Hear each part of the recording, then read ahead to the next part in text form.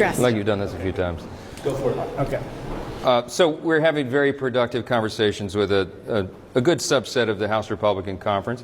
Everybody has the same idea and mission and goal in mind, and that is we want to deliver the one big beautiful bill. And you all know what's entailed in that. We've talked about it many times.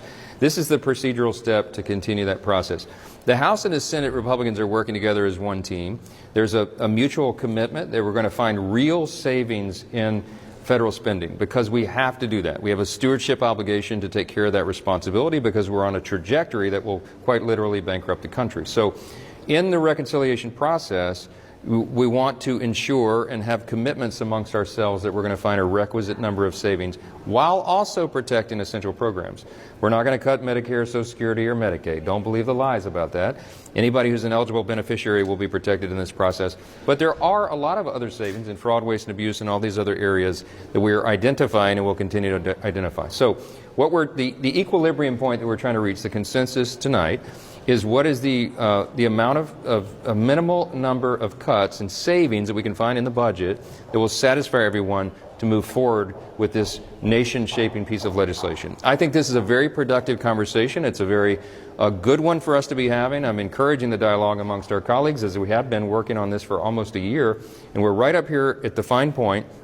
And everyone wants to make sure it is the best possible product that we can have, and that's where we are tonight. Mr. Speaker, what do you think is different about what would happen tomorrow morning of getting the votes, or you're going to do this alternative and maybe motion to go to Congress? Well, right now there's a couple of different ideas on how we might change the numbers or how we might amend what the Senate sent over, maybe go to conference. There's a few different ideas on the table.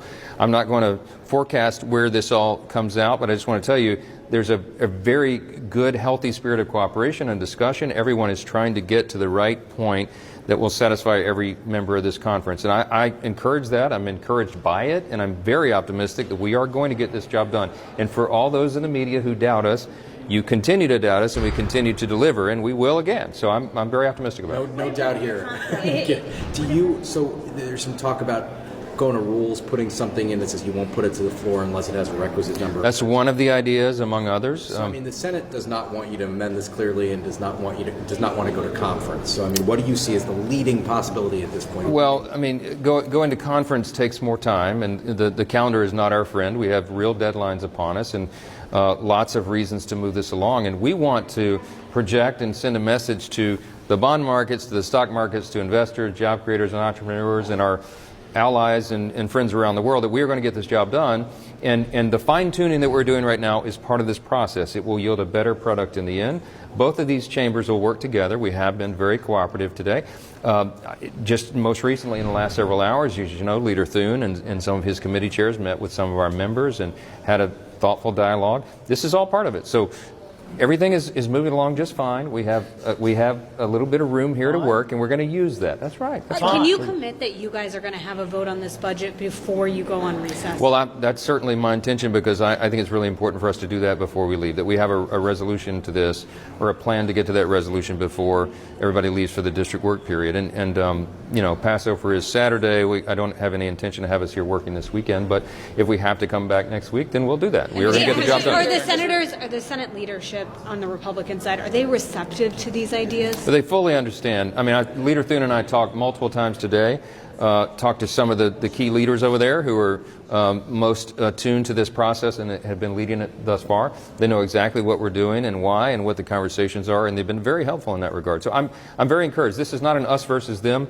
prospect. There's no animosity between the chambers, and there's no animosity between anybody in this room. This is a productive part of the legislative process. We work in the greatest deliberative body in the world, and this is how it happens, especially in a time when you have a small majority, small margin. Is the president receptive to Mr. this? Speaker, I know you said that you spoke to the president. I did. But did the president speak to the other folks in the room?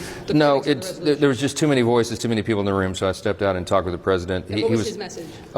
It's very positive, very encouraging. I gave him an update of where we are. He's obviously very closely monitoring all of this. There's a lot at stake here. He was on his way to another event, and I was trying to get back in the room to finish it. But we had a good discussion, very positive. He said, let's just get the job done. I said, yes, sir, we will. So that's where we left it. The Senate moved this. Thanks, guys. Hey, we'll see you tomorrow. Up. I thought you were saying like Mike, like. Microphone. Both of them. Mike and Mike. Microphone and Michael.